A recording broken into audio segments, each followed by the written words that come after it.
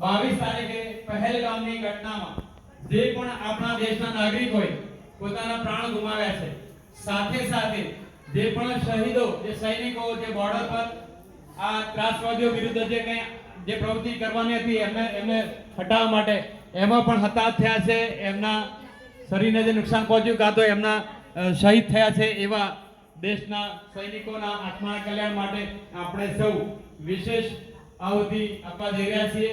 હમણાં જે ઓપરેશન સિંદૂર અને ત્યાર પછી પણ જે કંઈ ચાલ્યું એમાં પણ ઘણા બધા સૈનિકોએ પોતાના કદાચ પ્રાણ ગુમાવ્યા છે અને ત્યાં સુધી તો દુર્ઘટના ઓછી થઈ છે, પણ છતાં પણ જે પણ સૈનિકો આપણા રાષ્ટ્રના કલ્યાણ માટે, રાષ્ટ્રના રક્ષણ માટે શહીદ થયા છે એમના આત્માના કલ્યાણ માટે 3 વિશેષ આહુતિ આપણે આપવાના છીએ. બધાએ હવે સામગ્રી આપવા લઈ લેવાની છે, સ્વાહાની સાથે હોમવાની છે. ઓમ શન્નો મિત્ર શં વરુણઃ શન્નો ભવદ્યમા શન્ન ઇન્દ્રો બૃહસ્પતિઃ શન્નો વિષ્ણુરુક્રમઃ સ્વાહા. ઇદં દિવંગતાનાં શાંત્યર્થં ઇદં નમઃ.